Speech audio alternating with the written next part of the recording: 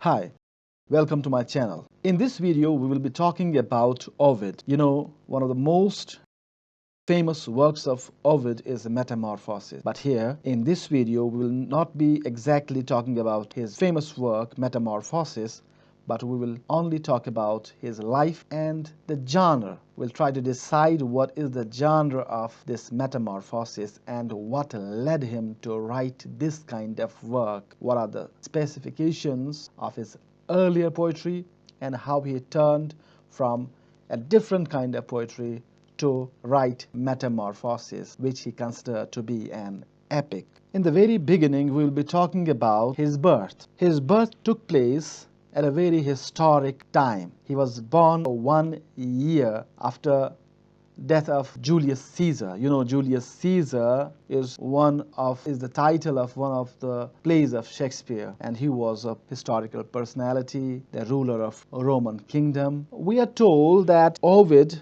was born as Publius Ovidius Naso on March 43 before the Common Era, and he was born in Sulmo in a very wealthy family. So let's talk about where the Sulmo place was located. It was located in Abruzzi, central Italy. When Ovid was 12 years old, the Battle of Actium put an end to the civil war. So we can say that with the very beginning of his life, a kind of stability, relative stability, started in Rome. Ovid's work draws on the great literary traditions of Greek, Hellenistic, and Roman cultures, and critics believe that he has borrowed a lot from Homer, Hesiod, Euripides, Theocritus, Callimachus, Virgil, Horace, and others. After Ovid's early education in his native place, Sulmo, he was sent to Rome to study rhetoric in preparation of government job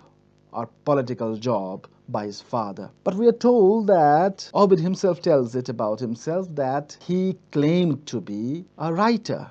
He wanted to be a writer because from the very beginning he said that for him it was easy to compose poetry than to write prose. In one of his poetic lines he says, this is a translated version of his Latin line, "When I first read my youthful song to the public, my beard had been cut but once or twice." And he was very much ambitious. He talks about himself and says, why do you attempt a useless pursuit? Homer himself left no wealth. His works discuss the affairs of the heart, of the character, the people. His writings, instead of talking about war, battle, and battlefields, he doesn't talk about these things which were early discussed by Homer and Virgil. Homer and Virgil generally talked about the war, and mostly they talked about the war of Troy, and then the aftermath of war, the returning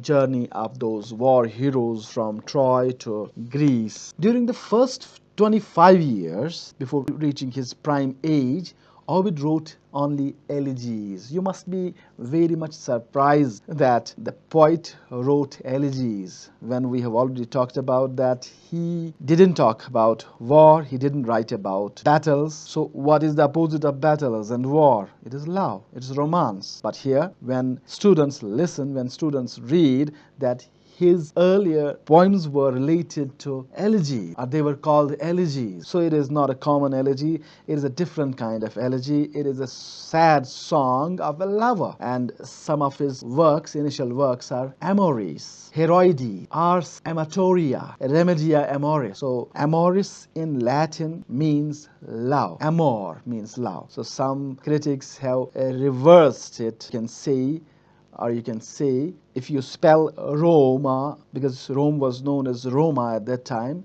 R-O-M-A, the reverse of this spelling is amor, that means love.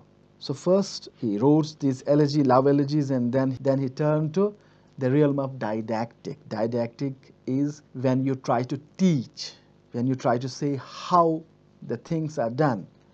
And in this phase he wrote Ars Amatoria, Remedia Amoris, which means art of love, and remedies of love. And there is one more work which is dedicated to his initial days, that is Makeup for a Woman's Face, Medicomina Faciae Feminae. In these works, Ovid deliberately plays off other familiar didactic works. Ovid is most known for Metamorphoses, we know that. It is a single poem of 15 books, which was probably completed around 8 AD, common 8th year of Common Era. By writing the Metamorphoses in the dactylic hexameter, which was regarded as the meter of the epic, Ovid intentionally invited comparisons with the greatest Roman poet of his age. And who was that? It was Virgil. Virgil's epic Aeneid. In fact,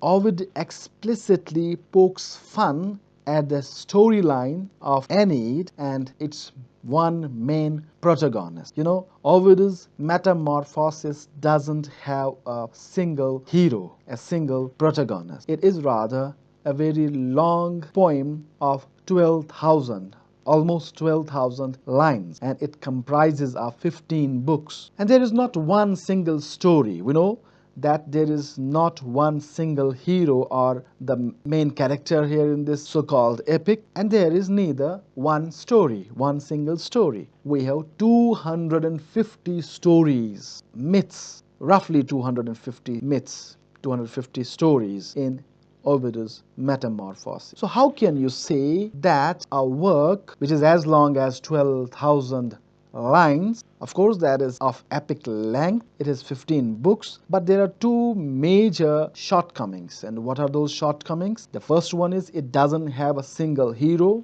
or the main character, and it doesn't have a single story. I told you it has 250 stories. Then what is the reason that we call it epic, or he himself called it epic? So there is one single link between all these 250 stories, 12,000 lines and 15 books, and that common theme is metamorphosis or transformation. He chooses only those characters from Greek and Roman mythology which have gone through this change, this transformation, this metamorphosis. The traditional epic is usually unified by single hero. As I told you, there is no single hero. The hero is usually a grand leader or a great king, but we don't have a great king or a grand leader in Ovid's Metamorphoses. And generally we know that epics in that era were usually stories of some great journeys. We don't find any journey in Ovid's Metamorphoses, but there is one thing, and that is one characteristic, and that is it has a formal narrative. His 15 books of Metamorphoses were not unified by a single hero